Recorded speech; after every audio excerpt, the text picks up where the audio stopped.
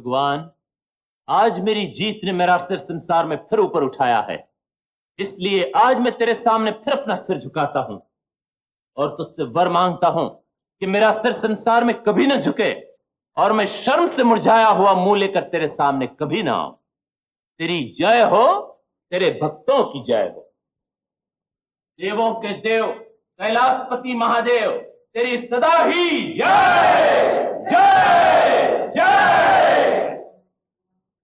राजों के राज छत्रपति सरताज पृथ्वी वल्लभ, तेरी सदा ही जय जय।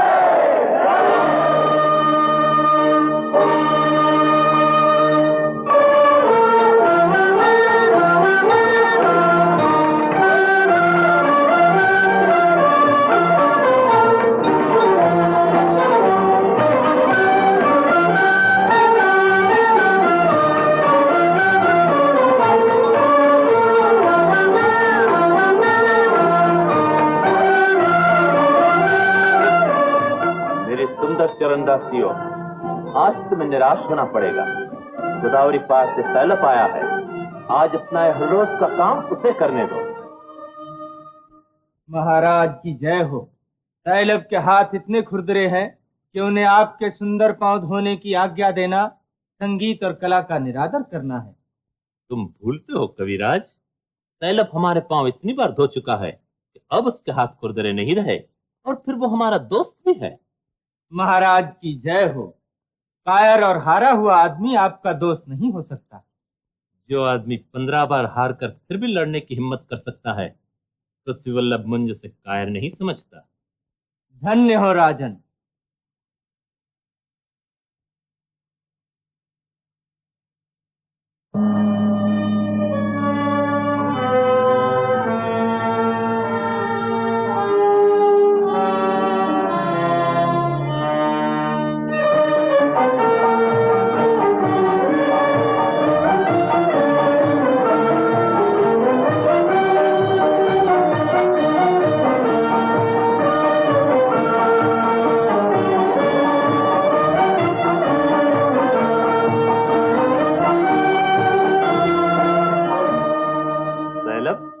मेरा दरबार तेरा स्वागत करता है।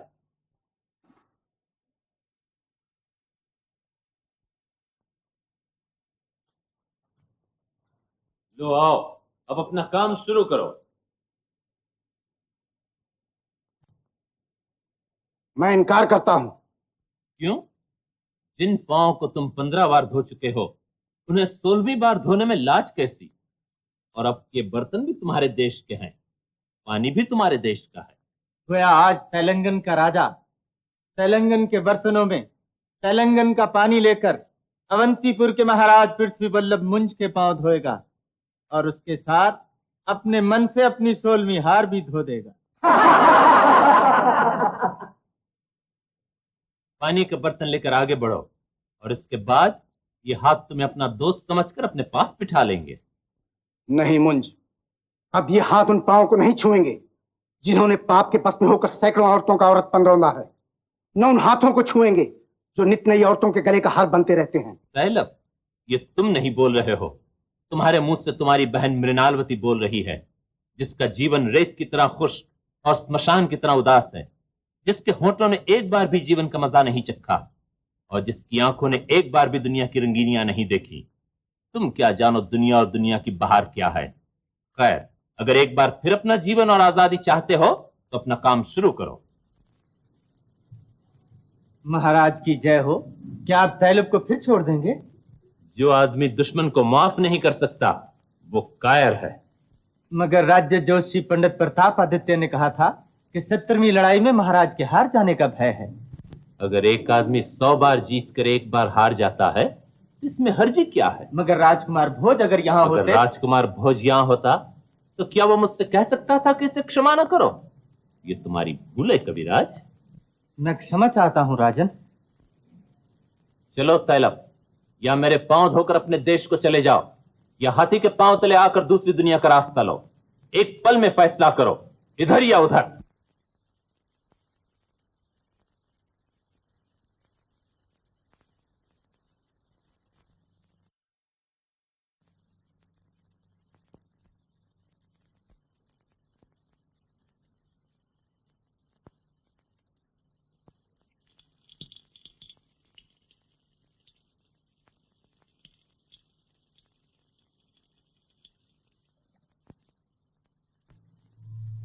बस तैलपराज, आज से तुम हमारे मित्र हो।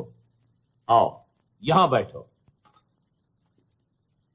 विराज धनंजय, महाराज तैलप और इनके साथियों को गोदावरी पार पहुंचाने का प्रबंध करो, लेकिन इतना ध्यान रखना कि इन्हें रास्ते में किसी बात की तकलीफ न हो। महाराज की आज्ञा का पूरा पूरा पालन होगा।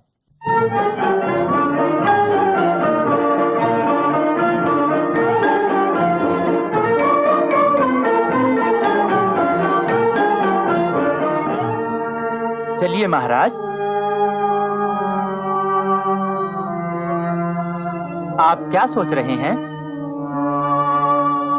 मैं ये सोच रहा हूं कि जब मैं हार कर अपने देश को लौटूंगा तो मेरी बहन क्या कहेगी। फेंक दो आरती के और महल में जितने रसोइया हैं उनसे कहो आज हलवा बनाएं। महाराज को हलवा खाने का शौक है। चकल्ला देवी, मैं जानती हूं मैं क्या कर रही हूं और मैं जानती हूं उसके माने क्या है। जाओ।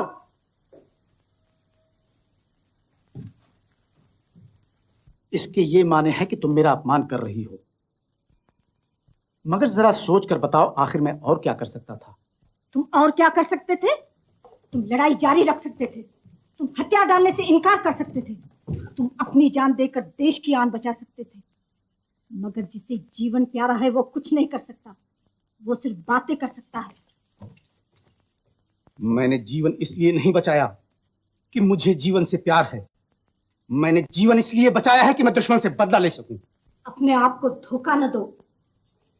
तुम जानते हो कि तुम दुश्मन से बदला नहीं ले सकते। तुम सिर्फ उसके पांव धो सकते हो, तुम सिर्फ उसके सामने सिर झुका सकते हो, तुम सिर्फ उसके पास जीवन की भिक्षा मांग सकते हो। मैंने इतनी बार यत्न किया, इतनी बार दुश्मन के देश पर हमला किया, लेकिन किस्मत ने हर बार उसका साथ दिया। मुझे हर बार हार कर लौटना पड़ा। आदमी दुश्मन से लड़ सकता है, किस्मत से नहीं लड़ सकता। तो तुम समझते हो तुम कुछ नहीं हो? जो कुछ है तुम्हारी किस्मत है। तुम्हारी किस्मत एक नदी है और तुम उसके धारे में बहने वाले तुच्छ तिनके हो। तुम्हारी किस्मत एक तूफान है और तुम उसमें उड़ने वाले हकीर पत्ते हो। तुम्हारी किस्मत एक कुम्हार है और तुम उसके हाथ में गीली मिट्टी का खिलौना हो। वाह वाह, आदमी की कैसी अच्छी तारीफ की है तुमने। भारतवर्ष की होने वाली संतान तुम्हारा नाम सुनकर खुशी से पागल हो उठेगी। मगर क्या मैंने किस्मत से लड़ने का यत्न नहीं किया? क्या मैंने 16 बार दुश्मन पर हमला नहीं किया? और क्या तुम्हें 16 बार हार नहीं हुई? आखिर इसमें दोष किसका है, तुम्हारे या किसी और का? मेरे हारने का कारण यह है कि मैं उसके घर में जाकर लड़ता हूं। उसके जीतने का कारण यह है कि वो अपने घर में लड़ता है। अपने घर में तो बिल्ली भी शेर होती है। तो ऐसा यत्न करो कि वो तुम्हारे देश पर हमला करे। मगर वो करता ही नहीं है। उससे कहो कि हमारे देश पर हमला करे, मुंह तोड़ दूं, दांत खट्टे कर दूं, हथियार छीन लूं। रास्ता मैं बताती हूँ। उसने तुम्हारे साथ अपना राजकवि भेजा है। हाँ। उसे कैद कर लो। तो वो हमला कर देगा। बस सारी शेखी किरकिरी होगी। अभी कहते थे वो हमला करे तो ये करूं और वो करूं, अभी हाथों के तोते उड़ गए कि वो हमला कर देगा। तो मालूम हुआ तुम बदला लेने की तैयारी करने नहीं आए, जान बचाकर बहन की गोद में छुपने के लिए आए हो। देखो ना बहन, बात ये है कि इसमें अपनी इज्जत का क्या है? आदमी को जान बचानी चाहिए। जान है तो जहान है। खाओ पियो मौज मनाओ, यही जीवन है, यही जवानी है। ये आवाज काहे की थी? हलवा बन रहा है। मैं पूछती हूँ ये काहे की आवाज थी? लोहे से लोहा टकराने की। लोहे से लोहा टकराने की? तो इसे बंद करो। क्या तुम नहीं जानते मेरा भैया इस आवाज से डरता है? लड़ाई में लोहे से लोहा टकराता था, मेरा भैया मेरी गोद में छुपने के लिए यहाँ भाग आया। अब अगर यहाँ भी लोहे से लोहा टकराएगा तो वो भागकर और कहाँ चला जाएगा? और अगर कहीं चला गया तो तुम्हारा क्या नुकसान होगा? नुकसान मेरा होगा जो संसार में फिर भाई के बगैर रह जाएगी। जाओ, मेरा मुंह क्या देख रही हो? जाकर इस आवाज को बंद कराओ।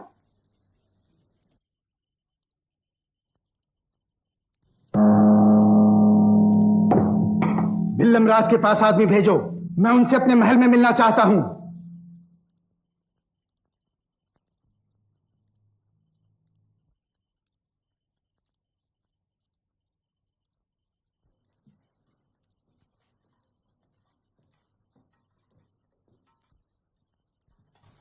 महाराज की जय हो।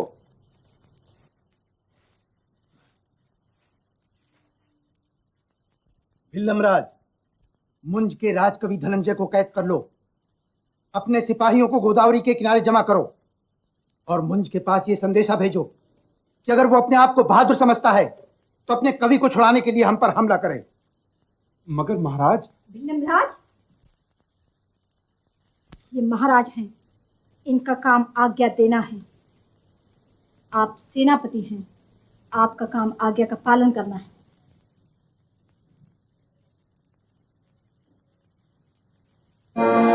चारिणी, क्या तू नहीं जानती इस देश में गाने बजाने की मनाही है? गाना बजाना आदमी के मन की प्यास है और खुश होना आदमी के मन का पैदाइशी अधिकार है। अगर तुम्हारा मन बीमार है तो तुम दूसरों पर खुशी के द्वार क्यों बंद करती हो? आज तुम कहती हो इस देश में गाने बजाने की मनाही है, कल तुम कहोगी इस देश में हंसने मुस्कुराने की मनाही है। जरा सोचो, तुम्हारे लोग तुम्हारा ये अन्याय कहाँ तक सहेंगे? जो न सहना चाहे वो इस रात से बाहर चले जाए, मगर यहाँ किसी को गाने बजाने की आज्ञा नहीं मिल सकती।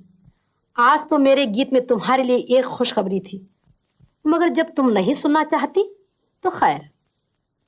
खैर चारनी, तू क्या खुशखबरी लाई है? मेरा गीत कहता है कि हमारा राजा लड़ाई में जीत चुका है और जो उससे लड़ता था वो हार गया है। तो क्या मेरे भाई ने मुझ को पकड़ लिया? दुनिया ने मुझ को पकड़ने वाला आदमी आज तक पैदा नहीं किया, उसे तुम्हारी बदकिस्मती ने पकड़ा है।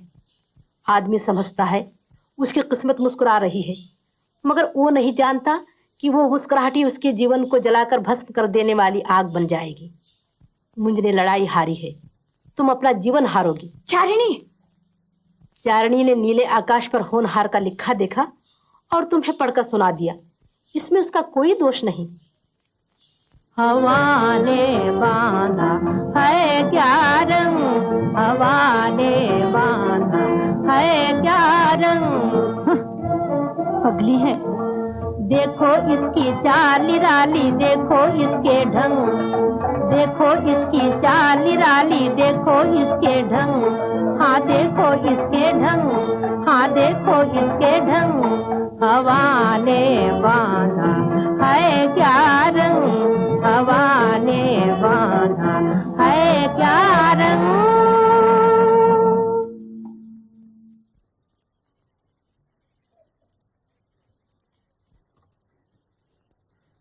लक्ष्मी देवी, देख लो, विलास ध्यान कर रही है। आपने ठीक कहा था। विलास, बाहर जाओ और जब कोई आए तो मेरे पास सूचना लाओ।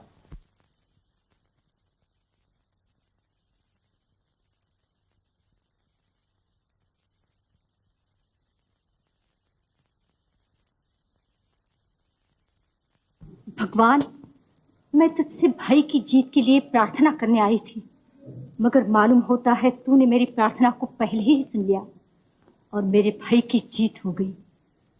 अब मेरी तुझसे ये प्रार्थना है कि जब मैं उस पापी मुंज को हाथी के पांव से बंधे हुए और तेलंगन के बाजारों में घिसटते हुए देखूं तो मेरी रक्षा करना। कहीं ऐसा न हो कि मैं खुशी से पागल हो जाऊं।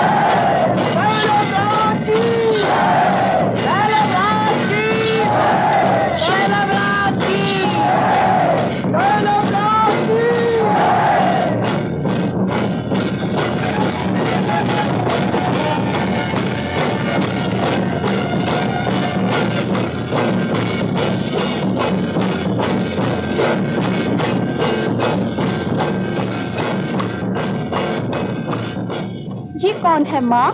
मुंज के कवि। तुमसे किसने कहा? विलास के पिताजी।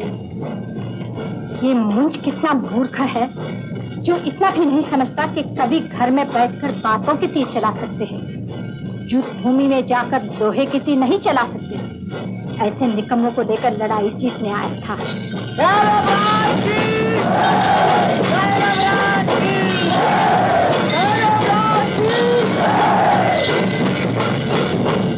ये है मुंज, कितना सुंदर दिखाई देता है और वीर भी।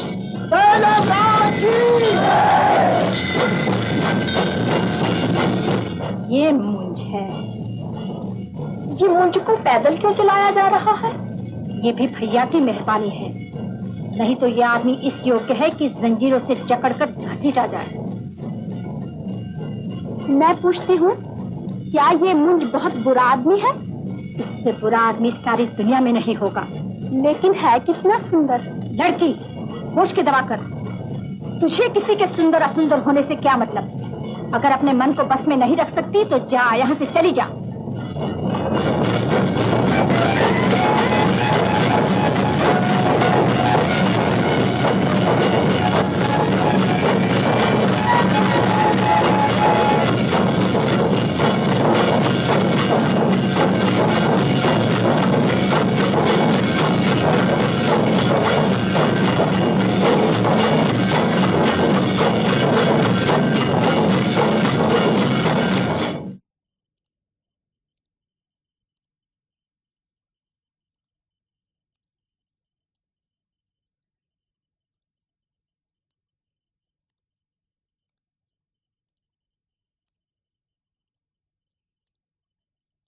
अब सवाल ये है कि मुंज को क्या सजा दी जाए?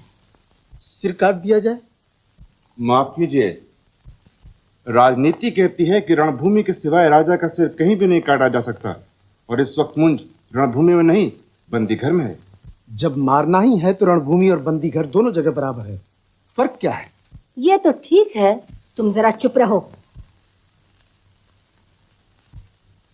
फिल्मराज ठीक कहते हैं, सिर काटने से आदमी जल्दी मर जाता है।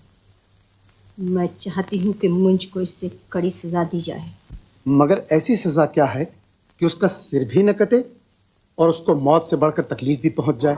उसके होठों से मुस्कुराहट छीन लो, आंखों से तेज छीन लो, चेहरे से सुर्खी छीन लो, और सबसे बढ़कर ये उससे उसका अभिमान छीन लो।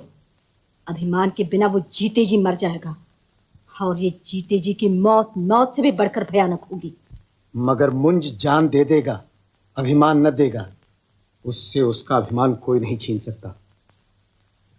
मेरा ख्याल है मैं छीन सकती हूँ। आप? तुमने उसे कहाँ रखा है? राजमहल के बंदी घर में। तो आज शाम को मैं बंदी घर में जाऊंगी, ताकि वो मेरी शक्ति देखे, मैं उसकी बेबसी देखूं, और उसे मालूम हो जाए कि उसके अभिमान का समय समाप्त हो गया है। ये तो हुआ। अब तुम बोलो भिल्लमराज, तुम्हें क्या इनाम दिया जाए? तुम्हारी सेवा के लिए मैं जो कुछ भी दे सकूं थोड़ा है।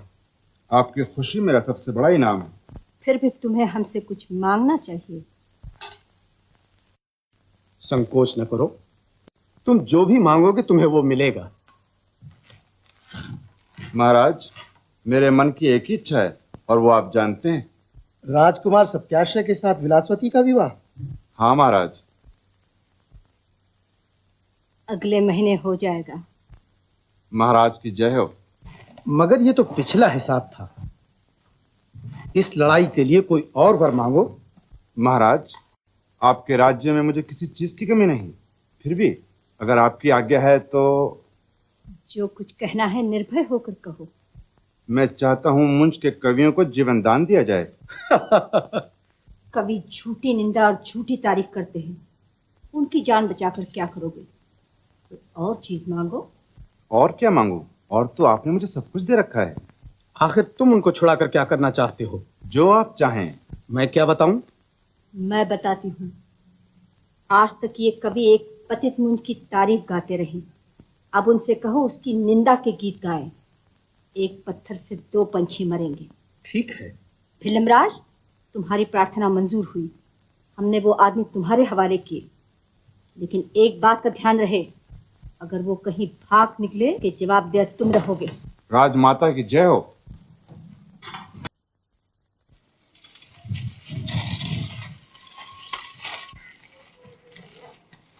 बेटे विलास, याद है तुमने इन्हें जुलूस में देखा था? ये मुंज के मशहूर कवि धनंजय हैं और ये इनके शिष्य रसनिधि। प्रणाम करो बेटा। हम कवि हैं, तुम कविता हो। तुम जो कुछ सोचती हो और करती हो, हम उसे देखकर लिखते हैं और कवि बन जाते हैं। इसलिए तुम हमें क्यों प्रणाम करो, हमें तुमको प्रणाम करना चाहिए। बेटी, देखा तूने, इनके मुंह से निकला हुआ एक एक शब्द कविता है। अच्छा जाओ, अपनी माताजी से कह दो इनके स्वागत का इंतजाम करें। आइए कविराज।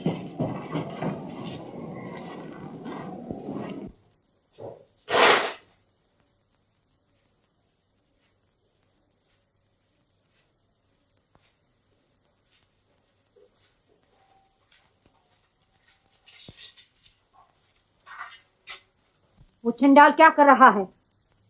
वो इस समय सो रहा है राजमाता। इस हाल में वो सो भी सकता है? कभी कभी गाता भी है राजमाता। दरवाजा खोल दो, अब उसे दूसरा गीत गाना पड़ेगा।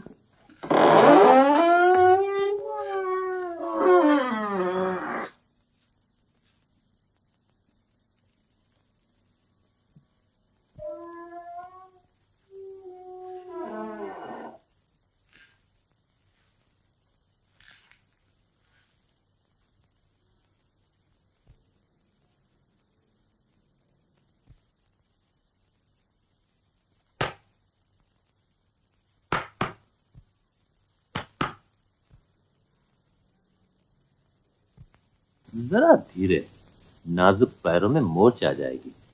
जबान संभाल कर बोलो। तुम्हारे सामने तैलबराज की बहन मृणालवती खड़ी है। ये तो मैं पहले ही समझ गया था। पृथ्वी वल्लभ को जगाने की हिम्मत किसी मामूली स्त्री में नहीं हो सकती।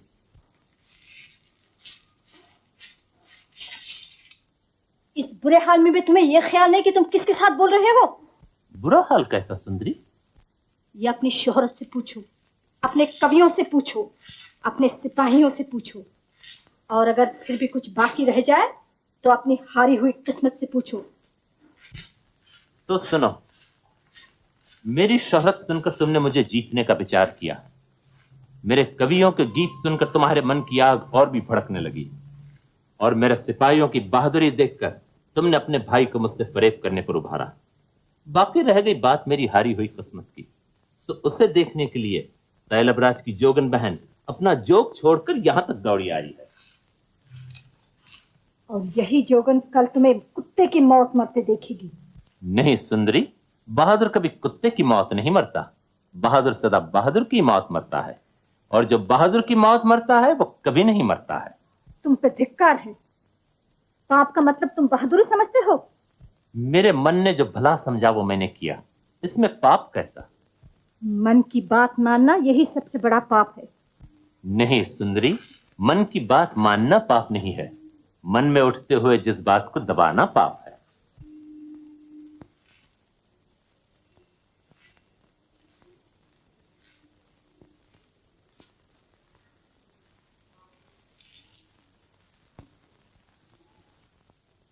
मृणालवती, मैं पूछता हूं तुम आज भी क्यों नहीं मुस्कुराती? देखो, इस बंदी घर की पथरीली दीवारें जो हमेशा अपने कैदियों के दुर्भाग्य पर रोती रही हैं, वो भी आज किसी के सौभाग्य पर मुस्कुरा रही है। तुम्हारे सौभाग्य पर? नहीं, तुम्हारे सौभाग्य पर, तुम्हारे जीवन के सौभाग्य पर, तुम्हारे जीवन की तब्दीली के सौभाग्य पर। वहम। वहम नहीं, संसार की सबसे बड़ी सच्चाई। मैं पूछता हूं मृणालवती, तुम क्यों अपने जज्बात दबा रही हो? अब भी समय है, जवानी की आंखें खोलो, वरना बुढ़ापा जाग उठेगा तो जवानी और प्रेम का जागना असंभव हो जाएगा। तपस्विनी मृणाल के लिए प्रेम का ख्याल करना भी पाप है। प्रेम को पाप कहती हो? जब मैं तुम्हारे पापों की कहानियां सुनती थी तो मुझे शुबा होता था कि लोग बात को बढ़ाकर कहते हैं, मगर अब मालूम हुआ कि वो सच कहते थे। ये तो मुझे मालूम नहीं कि लोग क्या कहते थे और तुमने क्या सुना है, लेकिन मैं इतना जरूर जानता हूं कि मैंने हमेशा दुनिया और दुनिया के सुखों को भोगा है और हर हाल में अपना सिर ऊंचा रखा है।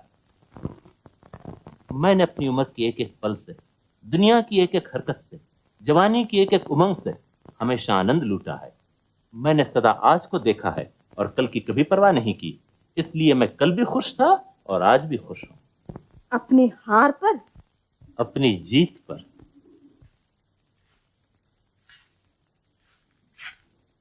तुम इसे जीत समझते हो? बेशक, तुम मुझे अपने बस में करने आई थी, लेकिन आप मेरे बस में हो गई हो। ये मेरी जीत नहीं तो और क्या है? मुझे बस में करने वाला जीव आज तक पैदा नहीं हुआ। तुम भूलती हो, वो आज से 40 साल पहले पैदा हो चुका है। तो अब उसे मरने के लिए तैयार हो जाना चाहिए। हम तो सदा मरने के लिए तैयार हैं, लेकिन इतना याद रखना, हम मरते वक्त अकेले न होंगे, हमारे साथ कोई और भी होगा।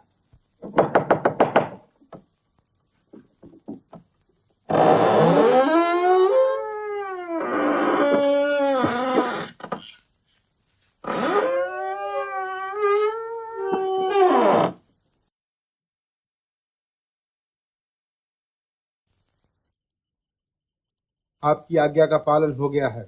मुंज के जिन आदमियों को नौकरी मंजूर थी उनको नौकर रख लिया गया है। और जो नौकरी नहीं करना चाहते? ऐसे बहुत से हैं। कल उन्हें कत्ल कर दिया जाएगा। कल क्यों, आज क्यों नहीं?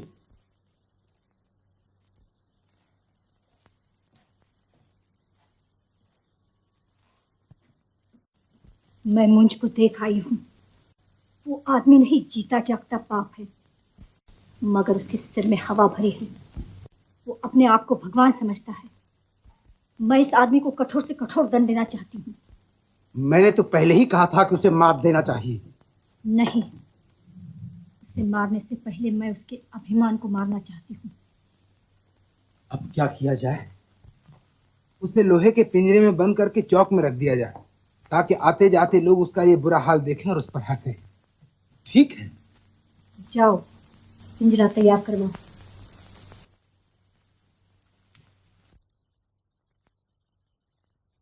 मृणालवती, क्यों अपनी जवानी बर्बाद कर रही हो? अब भी समय है, जवानी की आंखें खोलो, वरना बुढ़ापा जाग उठेगा तो जवानी का जागना असंभव हो जाएगा। मुझे बस में करने आई थी, आप मेरे बस में होकर जा रही हो। ये मेरी जीत नहीं तो और क्या है? नहीं नहीं, भगवान मुझे बल दो, मेरा जप तप बना रहे, मेरा ब्रह्मचर्य बना रहे, मेरा प्रण बना रहे, संसार के सामने मेरा सर उठा रहे, तेरे सामने मेरा मन झुका रहे।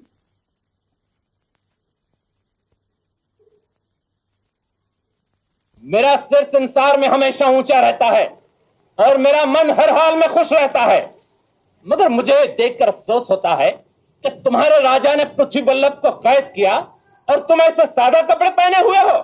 जाओ जरा छैला बनकर आओ, वरना दुनिया कहेगी तैलब की प्रजा बड़ी गरीब है।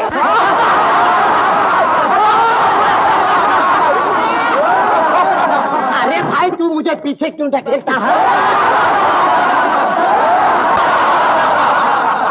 और तुम्हारे घरों की सुंदरियां कहां हैं? उनके बिना तुम्हारी आज की खुशी भी अधूरी रह जाएगी।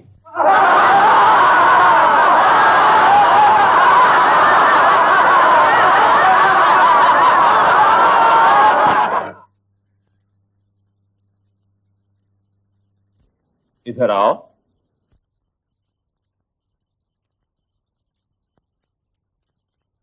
इधर आओ, तुम्हें पृथ्वी बल्लभ बुला रहा है।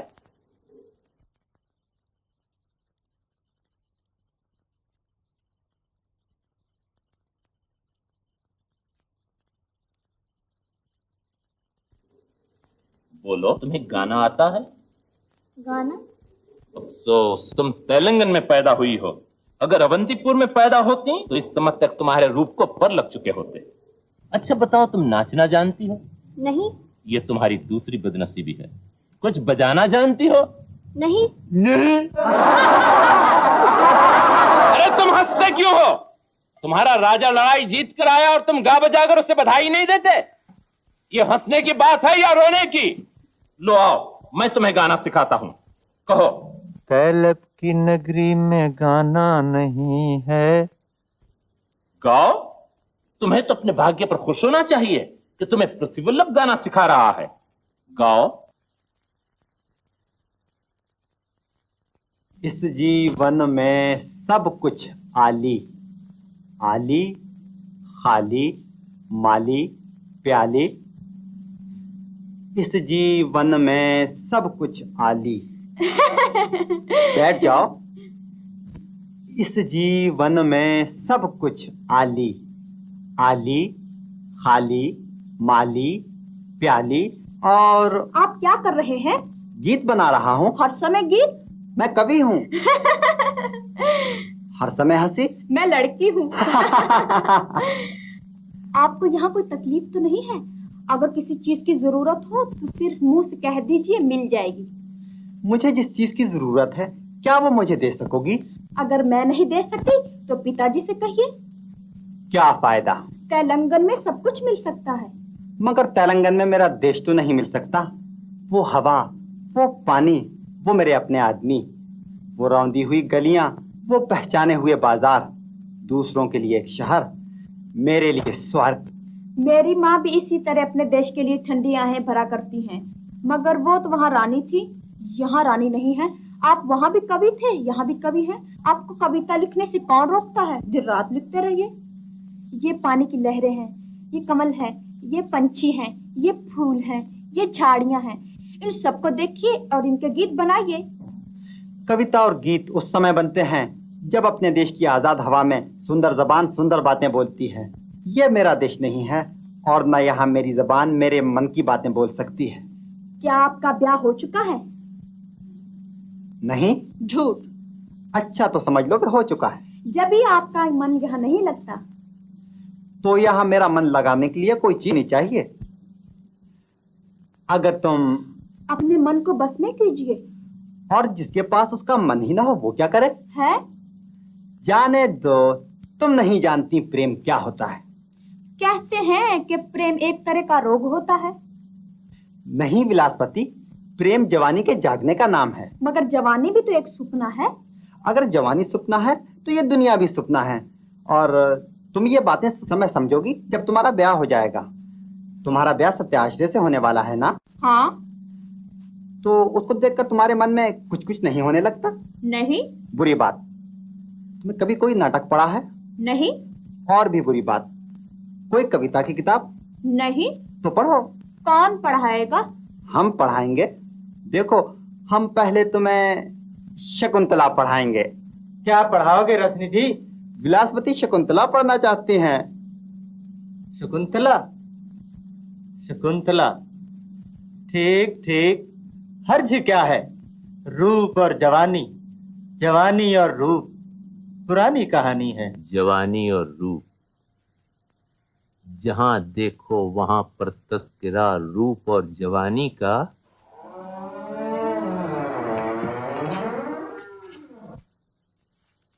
ओहो, तुम आ गई।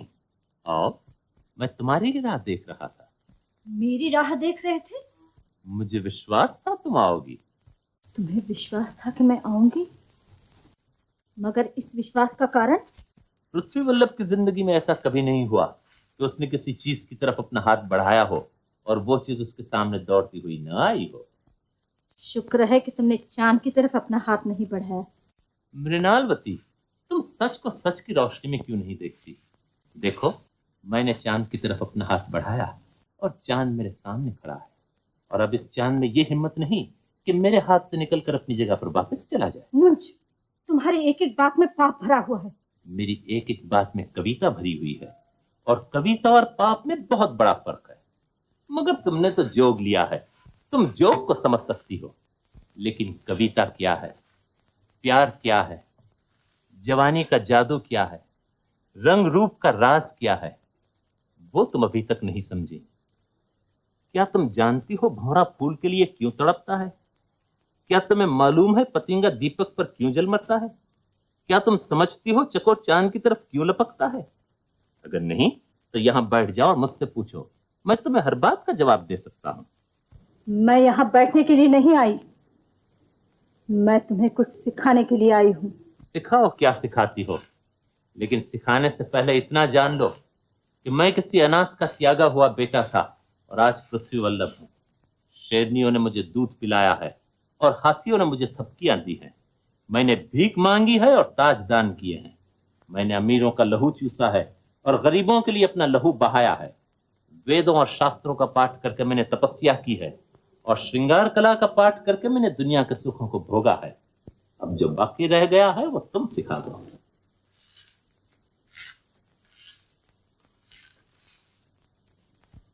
मृणालवती, तुम मुझे क्या सिखाओगी? अभी तो तुम्हें आप बहुत कुछ सीखना है।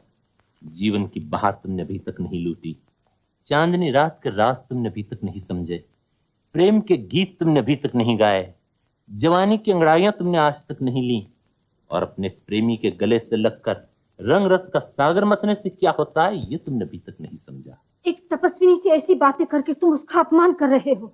नहीं सुंदरी, पृथ्वी वल्लभ कभी किसी स्त्री का अपमान नहीं करता, और खासकर उस स्त्री का जिसे वो अपने दिल की रानी बना चुका है। पापी, तेरी ये मजाल! कोई है?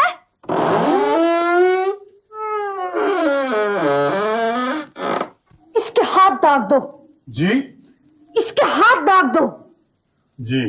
मेरे हाथ को जलाकर क्या करोगी? ये तो तुम्हें छूने से ही जल गए हैं। अगर जलाना है तो दिल को जला दो, ये दोष दिल का है। चुप रहो, जल्दी करो।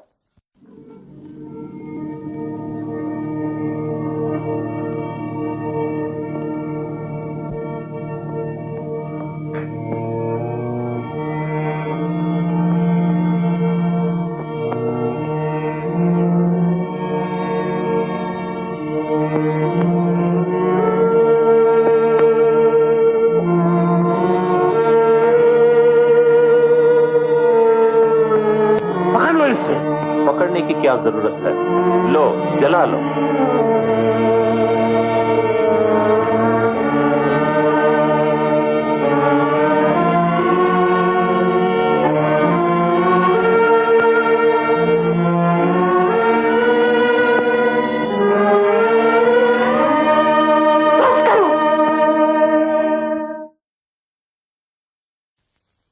बस इतनी जल्दी?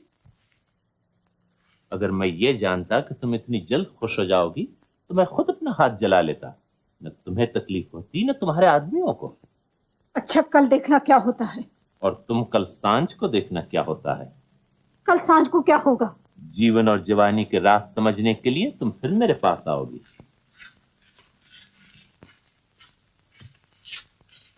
लेकिन मृणालवती, कल थोड़ा सा मरहम भी लेती आना।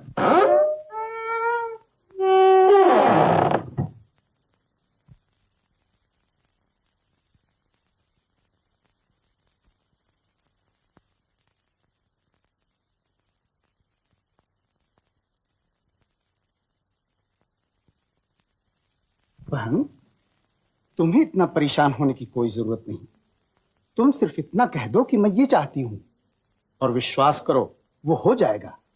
अच्छा, तो कल तू उसे दरबार में बुला और उसे अपने पांव धुलवा। मैं नहीं चाहती कि अब उसका अरमान उसके पास एक दिन भी रहे। बहुत अच्छा। कल तेरी प्रजा देखेगी तो कितना बड़ा है, कितना महान है।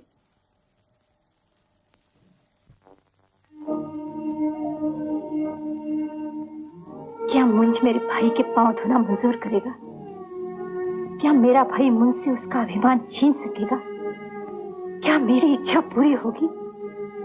मगर मेरी इच्छा क्या है? मेरी इच्छा क्या है मैं नहीं जानती। मैं नहीं समझ सकती मैं क्या चाहती हूँ। मैं नहीं जान सकती मैं क्या मांगती हूँ।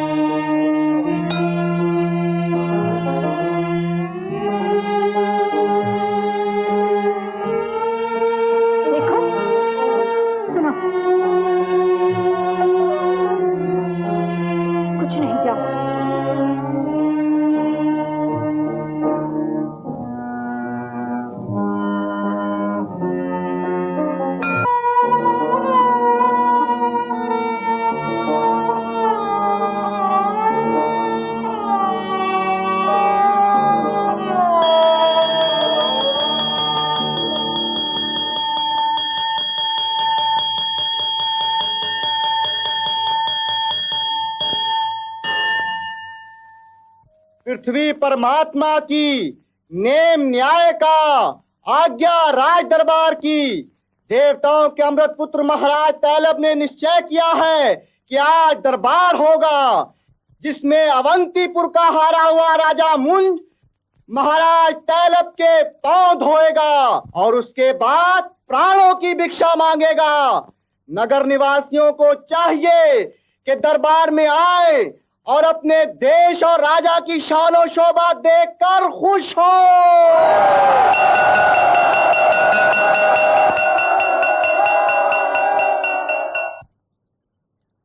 प्रजा के पालक, पृथ्वी के मालक, शत्रु विनाशक तैलब राज की जय जय जय। जग के स्वामी, प्रजा के हामी, विश्व में नामी तैलब राज की जय जय जय।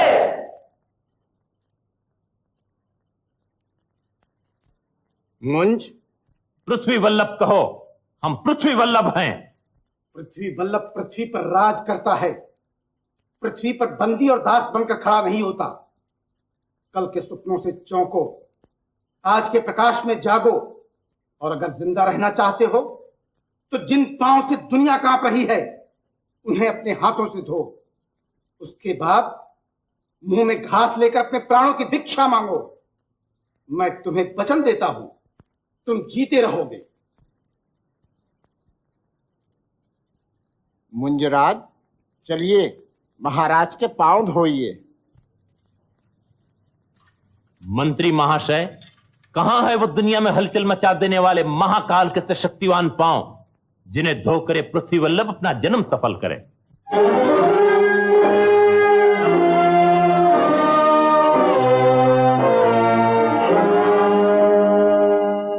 अवंती राज, हारा हुआ राजा सदा से जीते हुए राजा के पांव धोता आया है। ये हमारे देश की पुरानी रीत है। फिल्मराज, ये आप क्या कह रहे हैं? क्या मैं और पांव धोऊं, और वो भी उस कार के जिसके हाथ मेरे पांव धो धोकर जीवन भर के लिए गीले हो चुके हैं? गुस्ताखी न कर, तेरा जीवन मेरे हाथ में है। मूर्खता न कर, मेरा जीवन भगवान के हाथ में है, और जब तक वो नहीं चाहता तब तक तू, तेरी सेना, तेरी जीत किसी में हिम्मत नहीं कि मेरा बाल भी बांका कर सके। तो तू मेरे पांव नहीं धोएगा? दुश्मन के पांव धोकर 100 साल जीने से ये लाख दर्जे अच्छा है कि आदमी अभिमान का एक क्षण जिए और उसके बाद हमेशा के लिए आंखें बंद कर ले। इससे जबरदस्ती हमारे पांव धुलवाए जाएं।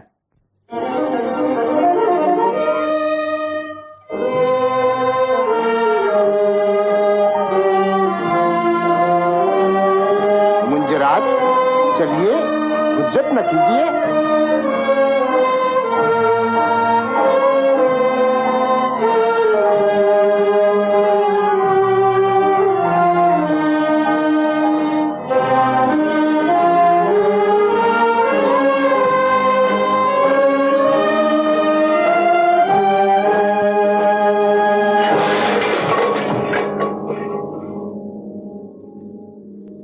इसने मेरा अपमान किया है, कत्ल कर दो इसे।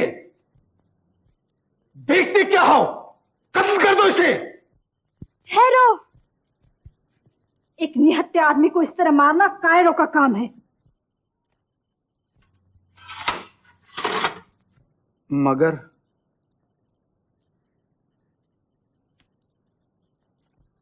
आज का दरबार समाप्त हुआ, मुंज का फैसला फिर होगा।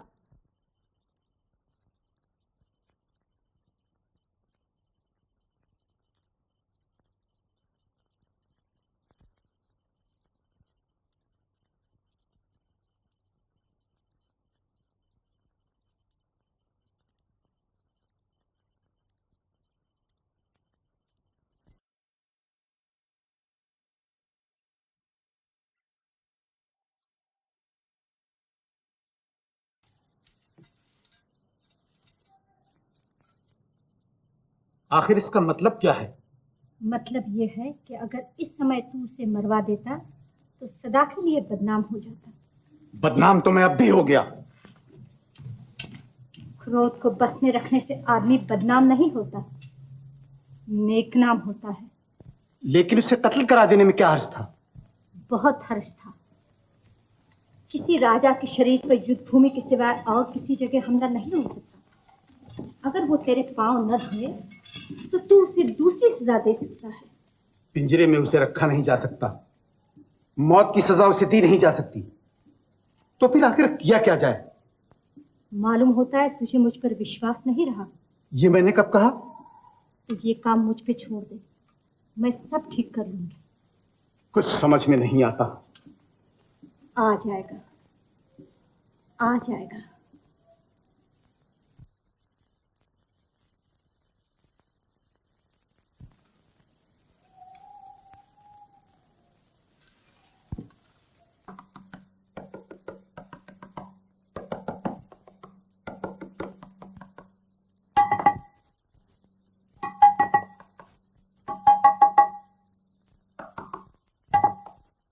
ये देखिए,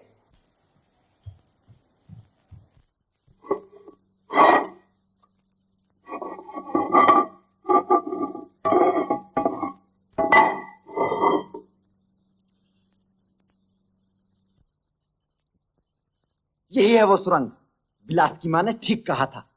बस मैदान मार लिया, महाराज हैरान रह जाएंगे, कहेंगे तुम बहादुर हो, तुम सूरमा हो।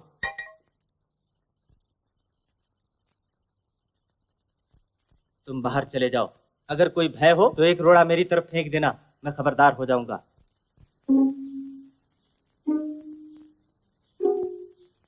होंगे या मेरे कान बज रहे होंगे, या तुम्हारे मुंह में तुम्हारी जबान बज रही होगी। तुमने मुझे बुलाया है? जी नहीं, मैंने आपको नहीं बुलाया, आपने मुझे बुलाया था। ओह, मैं भूल गया था। ओह, जरा उधर ही। तो तुम यहाँ आई काहे के लिए हो? मेरा ख्याल है मैं गुरुजी से शकुंतला पढ़ने के लिए आई थी। मेरा ख्याल है आज गुरुजी शकुंतला नहीं पढ़ा सकेंगे। तो आपने मुझे बुलाया ही क्यों था? बुलाया इसलिए था कि अब मुझे आज्ञा दो, मैं घर जाऊंगा। कब?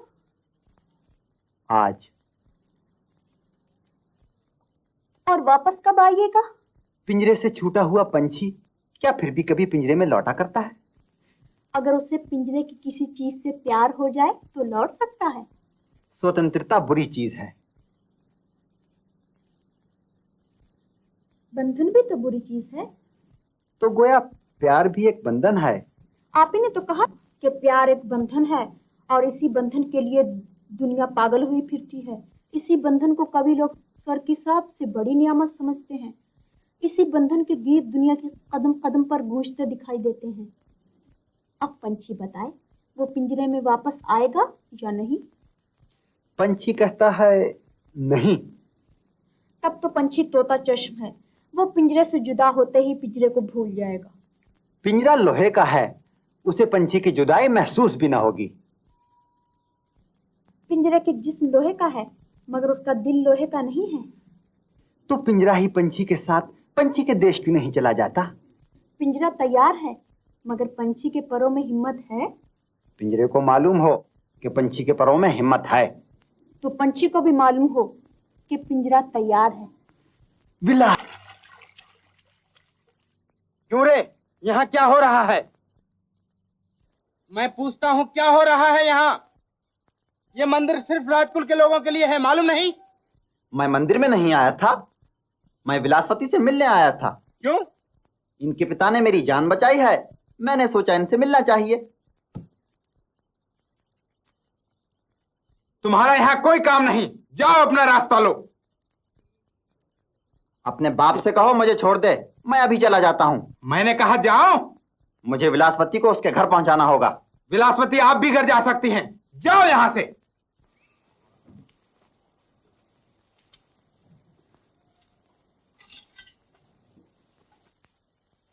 विलासवती, तुम्हें ऐसे आदमियों से बातचीत नहीं करनी चाहिए। आदमी बुरा तो नहीं है।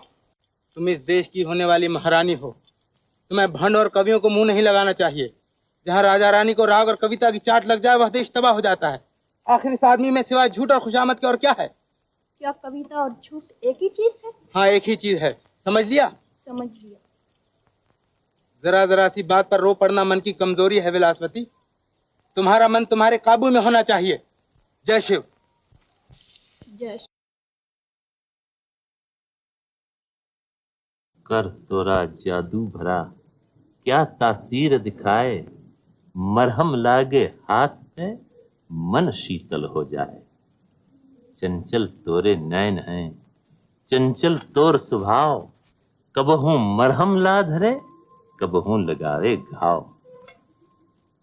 मृणालवती, अब इस तरह शर्माने और लजाने से काम न चलेगा। बताओ तुम क्या सोच रही हो? कुछ नहीं। झूठ। तुम ये सोच रही हो कि तुम्हारे मन का ये प्रेम आज तक कहां छुपा हुआ था। मैं जवाब दूं इस बात का? तुम्हारे मन का प्रेम अपने प्रेमी का इंतजार करते करते सो गया था। प्रेमी आ गया, प्रेम जाग उठा, और अब जब प्रेम जाग उठा है तो उसे मन ही मन में मत दबा रखो, जुबान पर भी आ जाने दो। मैं पुरुष नहीं हूं। क्या मतलब? पुरुष का प्रेम जब जागता है तब बोलता है और दावे करता है। स्त्री का प्रेम जब जागता है तो चुप रहता है और बलिदान करता है। मृणाल, प्रेम चाहे स्त्री का हो चाहे पुरुष का हो, इसका एक ही नियम है। ये जब जागता है तो खुश होता है, मुस्कुराता है, चहचहाता है, और कल क्या होगा इसकी जरा चिंता नहीं करता। समझ गई मेरी रानी? एक बात पूछूं? पूछो। आज आपने मुझे अपनी रानी कहते समय हाथ परे क्यों रखे हैं? ओह, तो मालूम होता है आज तुम मेरा दूसरा हाथ भी जलाना चाहती हो, मगर हम ऐसे मूर्ख नहीं हैं। मुझे क्षमा करो, मुझसे भूल हो गई। अरे ये क्या करती हो? हमारे देश में स्त्री अपने प्रेमी से कभी क्षमा नहीं मांगती, लेकिन तुम्हारे यहाँ का तो नियम ही कुछ उल्टा है।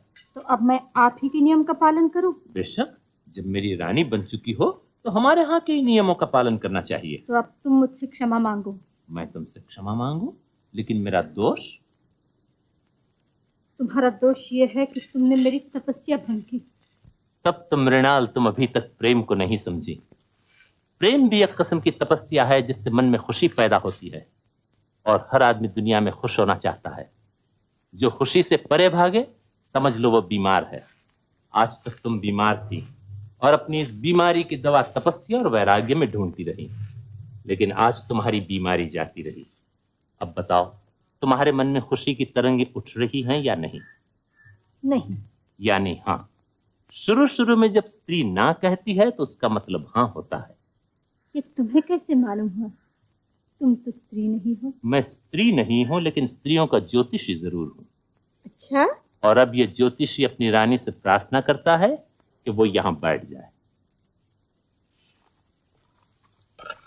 मैं भी यहां बैठ जाऊं? नहीं। बहुत अच्छा। शुरू शुरू में जब स्त्री ना कहती है उसका मतलब हाँ होता है। ओह।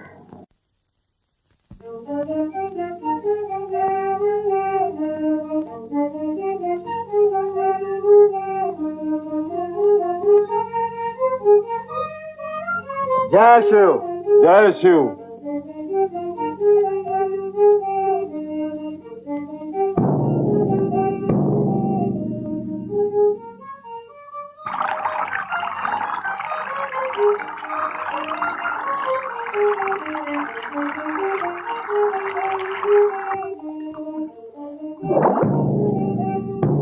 जय शिव, जय शिव।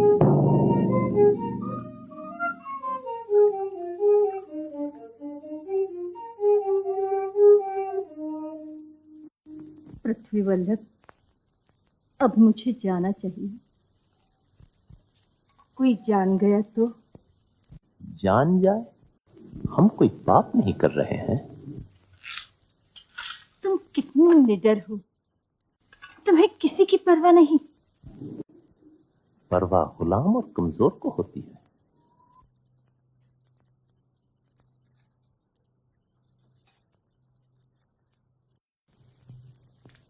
तुम सचमुच पृथ्वी वल्लभ हो।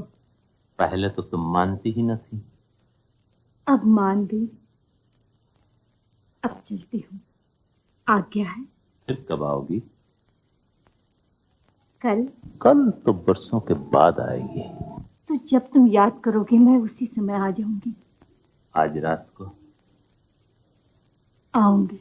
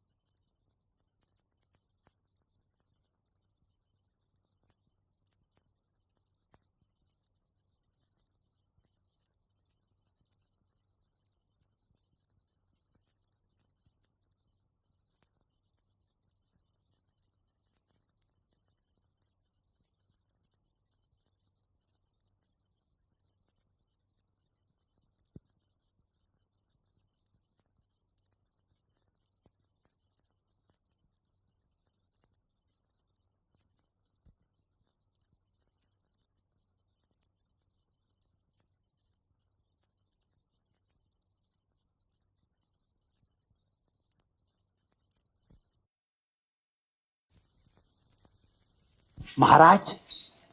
कौन? राजकुमार भोज? यहाँ मैं राजकुमार भोज नहीं, कवि रासनिधि हूँ। अगर भोज होता तो मैं भी आपके साथ बंदी होता। बहुत अच्छा रासनिधि महाशय। क्या तुम अकेले हो? मैं भी हूँ महाराज। ओहो, आप भी पधारे हैं। खूब। मैं तो समझता था कि कवि लोग सिर्फ दिलों में ही रास्ता बना सकते हैं, लेकिन अब मालूम हुआ कि उन्हें जमीन के पत्थर भी रास्ता दे देते हैं। अच्छा, मैं तुम दोनों का स्वागत करूं। महाराज अभी वक्त नहीं है, यहाँ से निकल चलिए। हमने भागने का इंतजाम कर लिया है। इस सुरंग के रास्ते से उस पार भिल्लम राज, लक्ष्मी और विलास हमारी राह देख रहे हैं। भिल्लम राज? सुयुन देश का हारा हुआ राजा? हाँ महाराज। और वो हमारा साथ देगा? इसमें ताज्जुब कैसा? लेकिन वो तो तैलब का दोस्त है और अपनी बेटी को तेलंगन की महारानी देखना चाहता था। तेलंगन की नहीं, अवंतीपुर की देख लेगा। ओह जी हाँ महाराज। उसने कुमार सत्याश्रय के बजाय राजकुमार भोज के साथ अपनी बेटी के ब्याह कर देना मंजूर कर लिया है। शाबाश भोज, ये तो बड़ी खुशी की बात है कि तुमने तैलब के घर में जाकर उसके मुंह पर तमाचा मारा। शाबाश। और कविराज, क्या तुमने भी अपने लिए कोई औरत पसंद कर ली? नहीं महाराज, अब मैं क्या करूंगा। मुझे तुम्हारी हालत पर अफसोस होता है। तुम्हारी जवानी बहुत जल्द बुढ़ी हो गई। अब चलिए महाराज, समय हाथ से जाता है। अगर कोई आ गया तो तुम दोनों इस वक्त चले जाओ, मैं तो कल तक यहीं ठहरूंगा। क्यों? कल क्या होने वाला है? मेरे पास कोई आने वाला है। यहाँ ऐसा कौन मिल गया महाराज? तेलंगन की राजमाता, तैलब की बहन मृणालवती। हाँ, मृणालवती।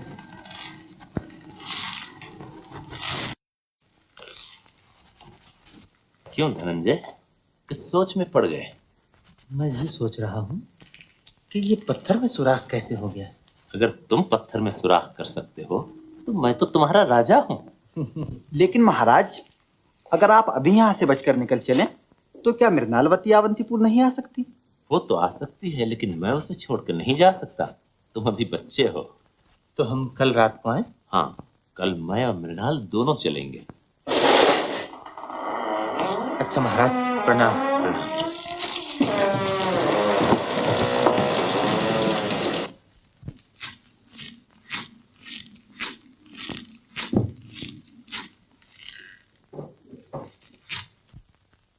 सचमुच ये वो आदमी है जिसे देखने के लिए दुनिया को अपने सर से ऊंचा उठना पड़ेगा। लड़ाई हार दी मगर मन नहीं हारा। अरे भाई, इनकी हार भी हमारी जीत से बढ़कर है। आम लोग तो समझ ही नहीं सकते कि पृथ्वी वल्लभ क्या कर रहा है। पृथ्वी वल्लभ कुछ सोच रहा है, उसे सोचने दो। पृथ्वी वल्लभ की रानी ये जानना चाहती है कि पृथ्वी वल्लभ क्या सोच रहा है, और पृथ्वी वल्लभ को कोई अधिकार नहीं कि वो अपनी रानी से कोई बात छुपाने को यत्न करे। पृथ्वी वल्लभ ये सोच रहा है कि वो ये प्रेम की बाजी कैसे खेले। जैसे हम खेल रहे हैं। ये तो मुश्किल है। कोई मुश्किल नहीं, थोड़े ही दिनों में कोई न कोई रास्ता निकल आएगा। मृणाल, मैं यहाँ बंदी हूँ, तुम्हारा भाई मेरा दुश्मन। अगर किसी को पता चल गया तो ये प्रेम लीला बंद। तो कोई रास्ता निकालो। रास्ते तो हैं, लेकिन तुम उन पर चलोगी? बताओ। पहला रास्ता तो यह है कि तुम मेरा ख्याल छोड़ दो। दूसरा रास्ता? दूसरा रास्ता ये कि तैलब को मारकर आप सिंहासन पर बैठ जाओ। वो मेरे माँ बाप का बेटा है। तीसरा रास्ता? तीसरा रास्ता ये कि हम दोनों जमीन में समा जाएं। मैं नहीं समझी। नहीं समझी? वो देखो।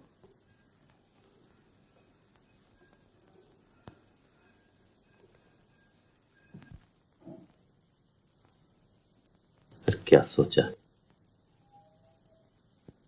मुझे मंजूर है। फिर कल रात को। अच्छा।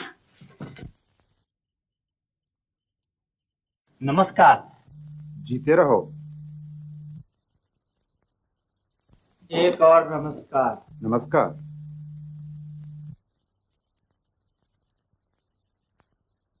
पृथ्वी वल्लभ नहीं है? नहीं। क्यों? अब क्या बताऊं, उन्होंने कहा कल। और आज क्या ग्रहण लगने वाला था? बात यह है कि किसी से कहिएगा नहीं, मृणालवती को महाराज से प्रेम हो गया है और कल वो भी साथ चलेंगी। क्या कहते हो? इस उम्र में प्रेम? आज तो तुम्हें मेरा गीत बुरा नहीं मालूम होता? नहीं। क्यों नहीं? मुझसे क्या छुपाती हो? मैं सब कुछ जानती हूँ। नहीं चारिणी, तू कुछ नहीं जानती। एक अंधेरे घर का मालिक समझता था दुनिया में अंधेरा ही सब कुछ है। आज उसने चांदनी देखी है। एक उदास शहर का वासी समझता था दुनिया में रोना ही सब कुछ है। आज उसने मुस्कुराहट देखी है। आज एक कली ने अपना घूंघट खोला है। आज एक कोयल ने अपनी कूक सुनी है। आज एक सोई हुई बगिया ने बाहर का सपना देखा है। चारिणी, मैंने पहले ही कह दिया था मुझ लड़ाई हारा है, तू अपना मन हारेगी। चारिणी, मुझ पर विश्वास कर। मगर कोई बात भी तो हो। अगर बात नहीं है तो चुपचाप भागने की तैयारी कर लो। आज तेरी हार जीत का दिन है। अगर भाग गई तो जीत गई, अगर रह गई तो हार गई। तो अब मुझे अपना मन खोलना ही पड़ेगा। हाँ। मुझे डर है कि अगर मैं पृथ्वी वल्लभ के साथ चली गई तो कहीं की न रहूंगी। यहाँ मेरे हाथ में भाई है, वहां सिर्फ पृथ्वी वल्लभ होगा, और वो भी मेरे हाथ में न होगा, मैं उसके हाथ में होंगी। ये जीत होगी या हार। आज तक तू बेजान जिंदगी के खुश्क दोपहर में भटक रही थी। उसने तेरे सामने प्रेम की रंगीली रातें खोल दी। क्या तू उन रातों को छोड़ सकेगी? जरा सोच। मुझे एक और भी तो डर है। पृथ्वी वल्लभ जवान है, सुंदर है, चतुर है और जवानी और रूप का गाहक है। अगर उसने मुझे अपने राज में ले जाकर छोड़ दिया तो मेरा क्या बनेगा? मृणालवती, प्रेम एक जुआ है। इसे खेला जाता है, इसे सोचा नहीं जाता। मैं डरती हूँ चारिणी। जहाँ डर आता है वहां से प्रेम चला जाता है। प्रेम बहादुरों की चीज है, कमजोरों के लिए संताप और पाप है। मैंने सोच लिया है, पृथ्वी वल्लभ इसी तरह बंदी रहेगा।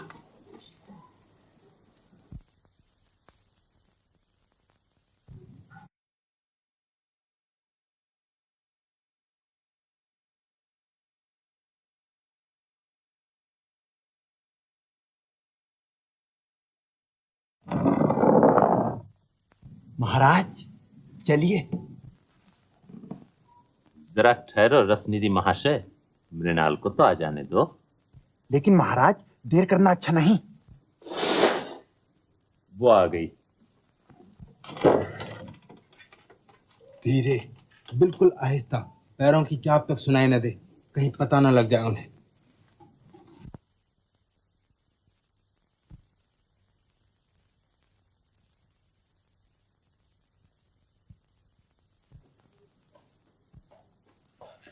फौज, मालूम होता है राज खुल गया। तुम यहाँ से फौरन निकल जाओ। लेकिन आप भी तो चलिए महाराज। मैं मृणालवती को छोड़कर अकेला नहीं जा सकता। तो आपको खतरे में छोड़कर मैं अकेला कैसे चला जाऊं? न करो भोज, ये वक्त बहादुरी दिखाने का नहीं, चालाकी और होशियारी दिखाने का है। तुम यहाँ से किसी सूरत अवंतीपुर पहुंच जाओ और जितनी जल्द हो सके अपनी फौज को इकट्ठा करके फौरन हमला कर दो और मुझे इस तरह इज्जत से छुड़ाओ। भोज, इज्जत से।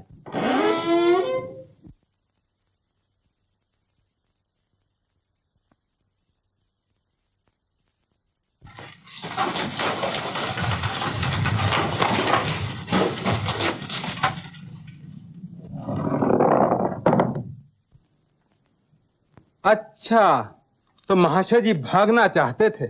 इसके लिए तुम्हारी आज्ञा की जरूरत न थी। तब फिर गए क्यों नहीं? हम अपनी मर्जी के आप मालिक हैं, हम किसी के गुलाम नहीं हैं, हम पृथ्वी वल्लभ हैं। ये तो तुम्हें तब मालूम होगा जबकि हाथी के पैरों के तले कुचलवा दिए जाओगे। अरे कुचलवाओ भी, हम तुम्हारी ये बंदर भपकियां तो बहुत दिन से सुन रहे हैं। अब ज्यादा दिन न सुनोगे। सिपाहियों, खबरदार रहना। चौधरी जी, चलो।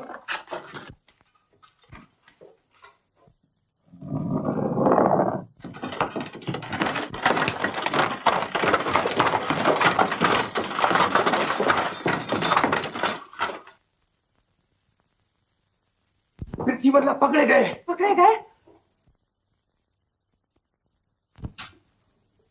हमारे आदमियों का क्या हाल है? वो सब निकल गए। और विलास?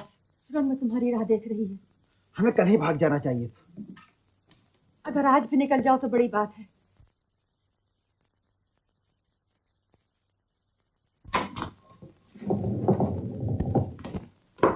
मगर पृथ्वी वल्लभ तो रह गए। मैंने सुरंग के उस पार घोड़ों का इंतजाम कर दिया है। लो, ये तलवार तुम्हें काम आएगी। तो अब? विलास से कहना हम उसे जल्दी मिलेंगे। अच्छा, प्रणाम। जीते रहो।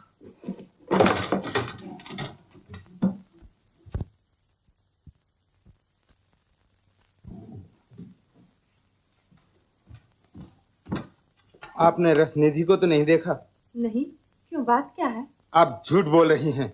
मैंने अपनी आंखों से देखा है, वो इधर गया है। राज खुल गया, महाराज नहीं आ सकते। चलो जल्दी निकल चले। लेकिन महाराज का क्या होगा?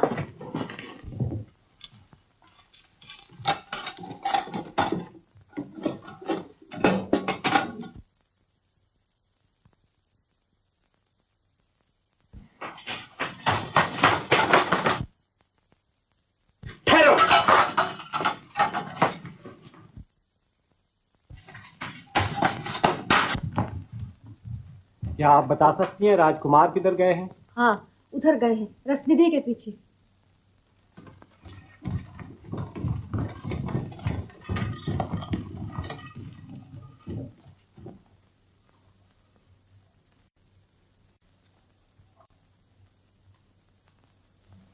भगवान, उसकी रक्षा करना।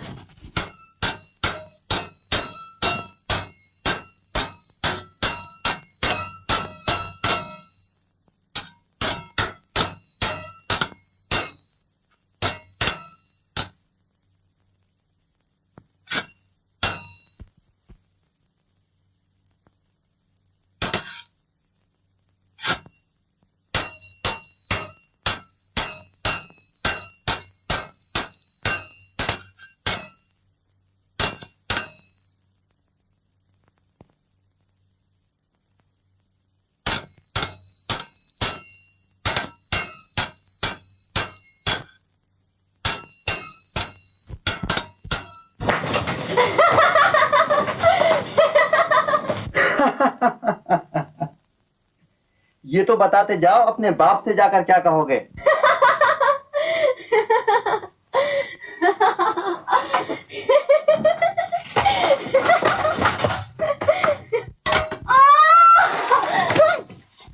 विलास!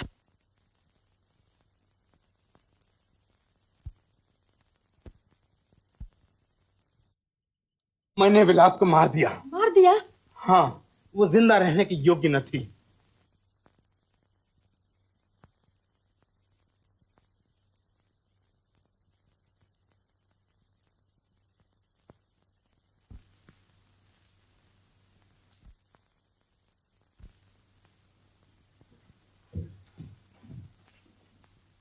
तो तूने मेरी बेटी को मार दिया।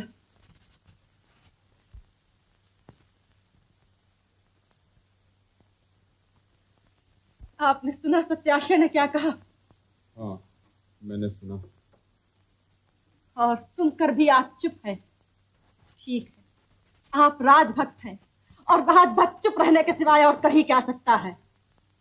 तो फिर अब आगे बढ़िए, घुटने टेकिए, हाथ जोड़िए, इसके पैरों की खाक लेकर अपने सर पर लगाइए। ये बहादुर है, इसने आपकी इकलौती बेटी की हत्या की है। मालूम होता है तुमने किसी शतरानी का नहीं, किसी दासी का दूध पिया है, वरना ये कैसे मुमकिन था कि तुम्हारी बेटी का हत्यारा तुम्हारे सामने खड़ा रहता और तुम उसकी गर्दन काटकर मिट्टी में न मिला देते। मैं कहती हूँ तुम हवा में क्या देख रहे हो, मैं कहती हूँ तुम हवा में क्या देख रहे हो। लक्ष्मी, मैं जानती हूँ तू जोश में है, मगर जोश का मतलब ये नहीं कि तू देश और काल को भूल जाए। जरा सोच तू क्या कह रही है।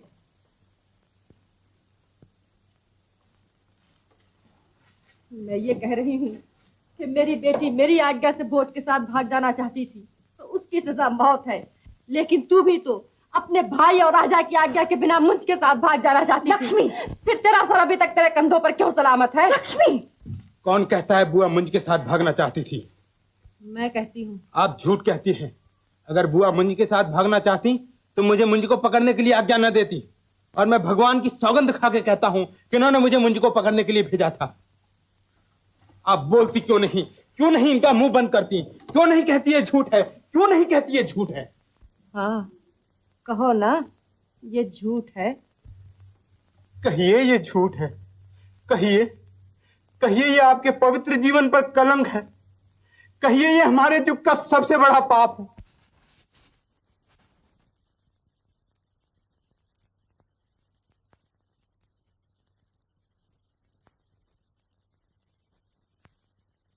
देख लिया, ये नहीं बोलती। गोया ये मान रही है कि मैंने जो कुछ कहा है वो सब सच है। गोया ये इस बुढ़ापे में अपने देश के दुश्मन मुंज के साथ भाग जाना चाहती थी। सत्याश्रे, अब अपनी तलवार उठा और अपनी इज्जत बचाने के लिए इसकी गर्दन पर वार कर, और मैं तेरी इज्जत बचने का ये हाल अपनी आंखों से देखूं। नीलमराज, इस समय लक्ष्मी देवी को यहाँ से ले जाओ। हाँ, मुझे यहाँ से ले चलो, मुझे यहाँ से ले चलो, वरना मैं इसका लहू पी जाऊंगी। इसने मेरी बेटी की जान ली है।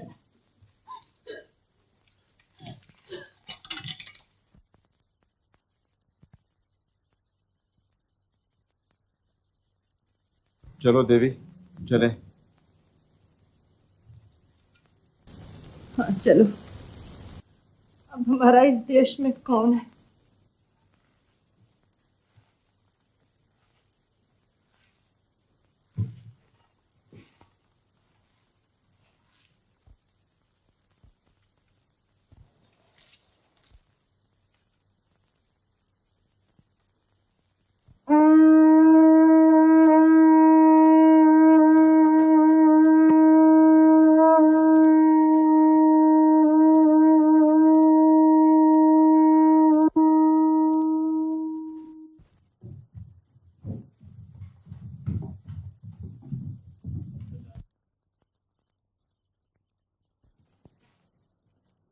भिल्लमराज, तुमने अपने सिपाहियों को यहाँ बुलाया है?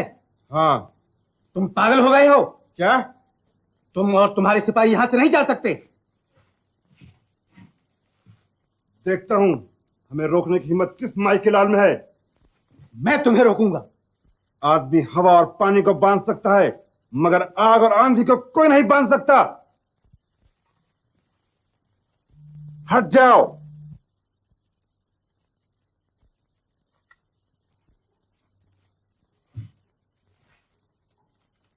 हथियारा घोड़े लाओ, हम अपने देश जा रहे हैं, अभी इसी समय।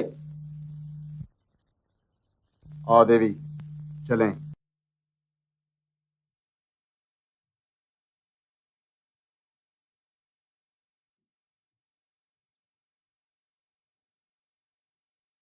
सत्याश्रय, शहर का दरवाजा बंद कर दो।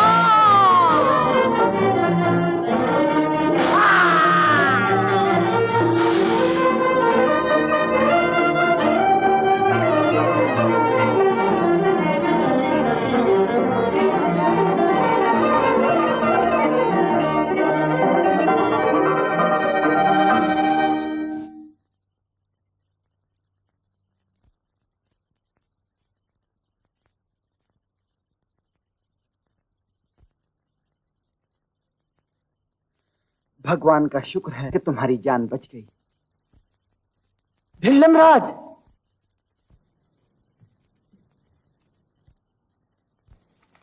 माँ। अब बताइए कविराज, हमें क्या करना चाहिए? भिल्लमराज, भोज नौजवान है, मैं कवि हूँ। इस समय आप हमारे राजा हैं, आप आज्ञा दीजिए, हम पालन करेंगे। तो फिर एक क्षण व्यर्थ जाने दो। तुम जाकर अपनी सेना जमा करो, मैं अपने सिपाही जमा करता हूँ। हम 8वें दिन यहाँ मिलेंगे, और वो 8वां दिन तैलब के लिए बर्बादी और तबाही का दिन होगा।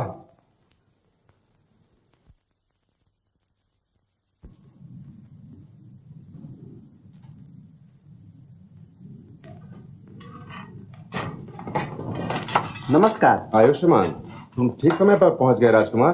कैसे न पहुंचता, आज 8वां दिन है, फिर भी मुझे ऐसा मालूम होता है कि हमने देर कर दी। ईश्वर करे तुम्हारा ख्याल गलत हो। इसका सिर्फ एक ही उपाय है, हमें इसी समय हमला कर देना चाहिए।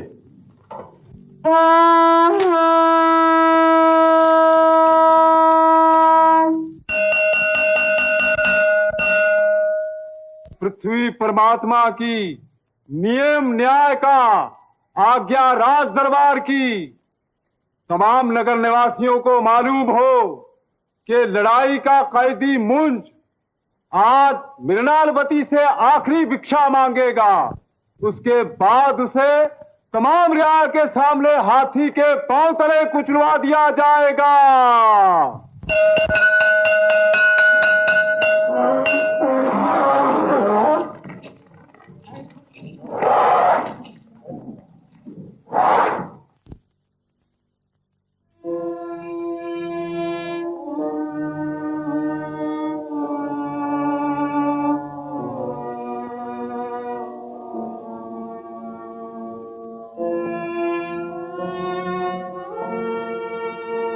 नाम न्याय का लेते हैं, काम अन्याय का करते हैं।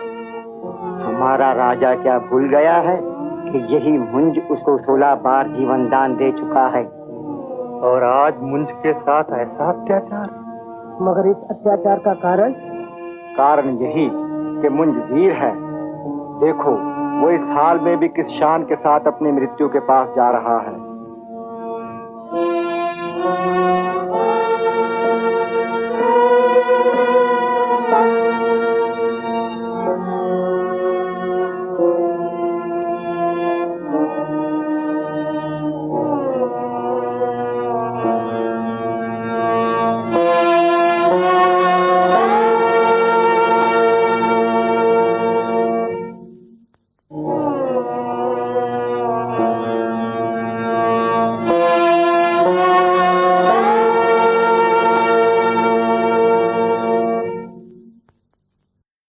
मृणालवती, तुम्हारा भाई कहता है कि मैं तुमसे भिक्षा मांगूं, मगर मैं ये सोचता हूं कब तुम काहे की भिक्षा दोगी। जो कुछ तुम्हारे पास था वो तो तुम मुझे पहले ही दे चुकी हो। अब इस तरह घबराने से काम न चलेगा। दुनिया कहेगी पृथ्वीवल्लभ ने मृणालवती को प्रेम करना तो सिखा दिया, लेकिन उसे अपना मन बस में रखना नहीं सिखाया। बहादुर बनो। भिक्षा दो।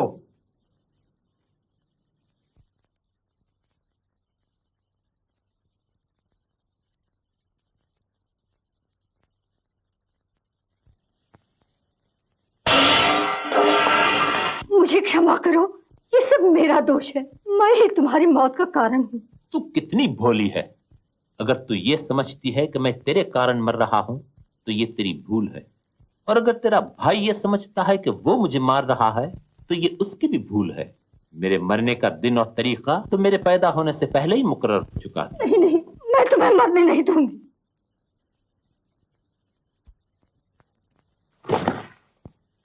तेलंगन के लोगों, जरा अपने राजा की बहादुरी देखो। वो मेरा बदला अपनी गरीब बहन से ले रहा है और इससे जरा शर्म नहीं आती। चुप रह।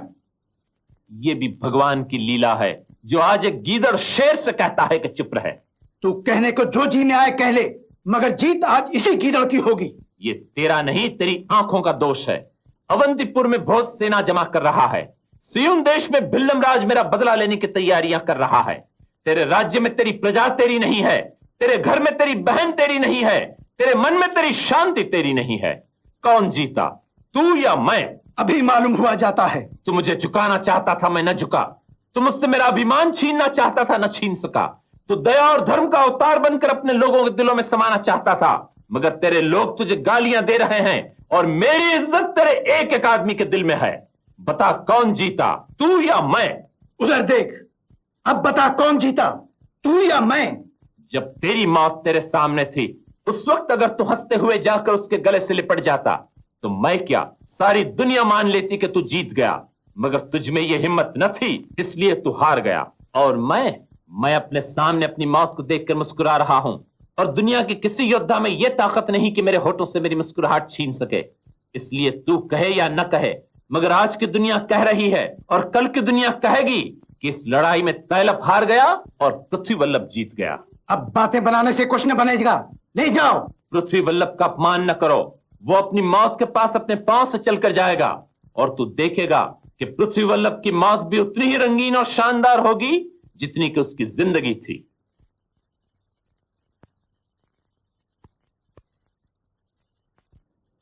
क्यों घबरा गए? अगर पृथ्वी वल्लभ घबरा जाएगा तो पृथ्वी रसातल को चली जाएगी। फिर रुक क्यों गए? मैं सोचता हूं कि लक्ष्मी विष्णु के पास चली जाएगी, कीर्ति और शोहरत वीरों के पास चली जाएगी, लेकिन मेरे मर जाने के बाद सरस्वती का तो कहीं भी ठिकाना न रहेगा। वो बेचारी कहां जाएगी?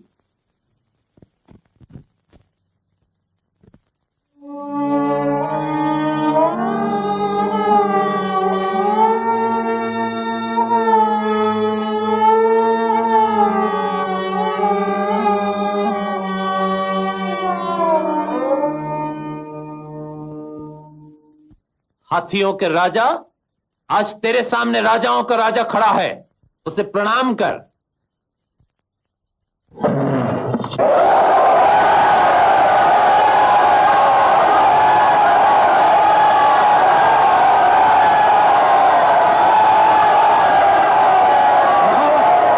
मेरा हाथी मेरा अपमान कर रहा है।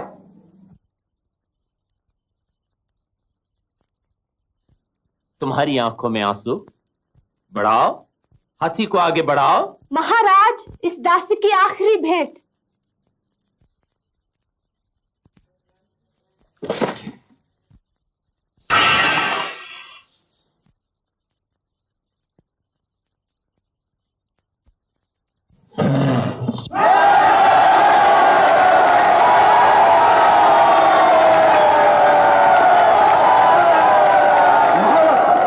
अगर तुम्हें अपनी जान प्यारी है तो हाथी को इसी वक्त आगे बढ़ाओ। रंज न करो, इसमें तुम्हारा कोई दोष नहीं। पृथ्वी वल्लभ की आज्ञा है कि तुम अपना कर्तव्य पूरा करो।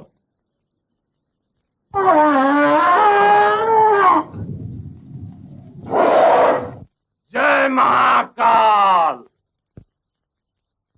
जय महाकाल। महावत रोको, रोको महावत, महावत रोको, रोको महावत। जय महाकाल। बाबा, महावत रोको।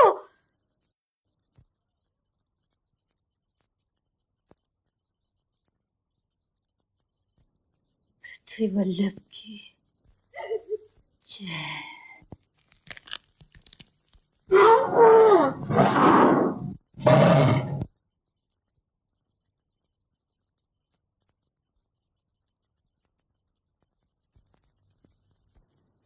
वाह, जैसा वीरों का सा जीवन, वैसी ही वीरों की सी मौत।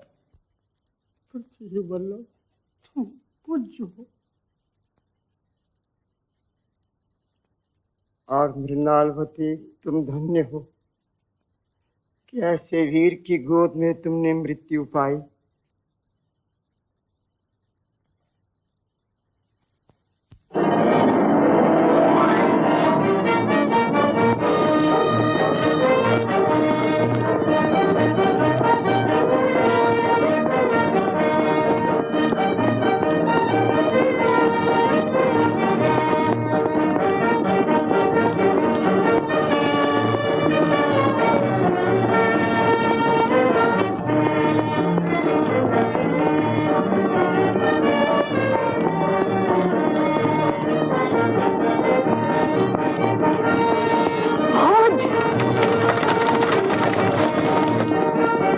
महाशय, किले का दरवाजा बंद कर दो।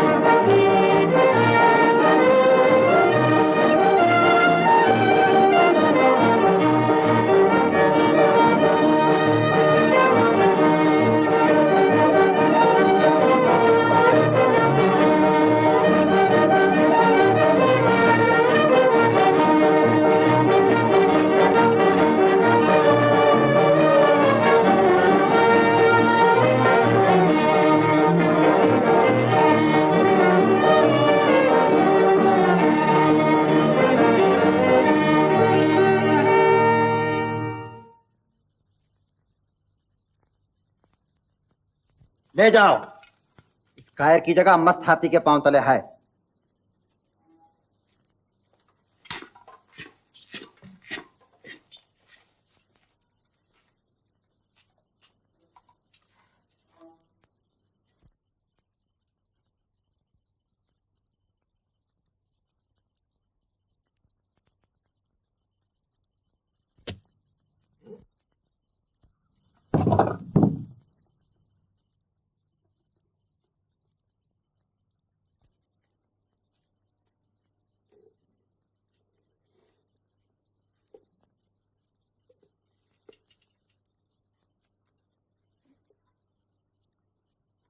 राजाधिराज महाराज भोज की जय जय जय।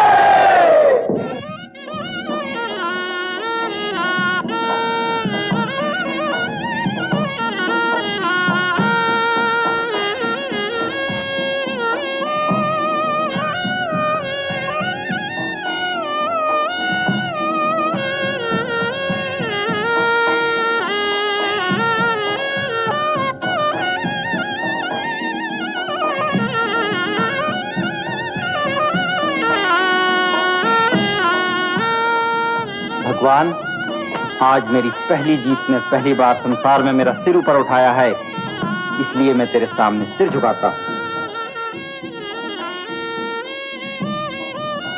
और तुझसे वर मांगता हूं कि जिस तरह मेरे चचा का सिर मरते समय तक तेरे सिवाय और किसी के सामने नहीं झुका, उसी तरह जिंदगी भर मेरा सिर भी तेरे सिवाय और किसी के सामने न झुके। तेरी जय हो, तेरे भक्तों की जय हो।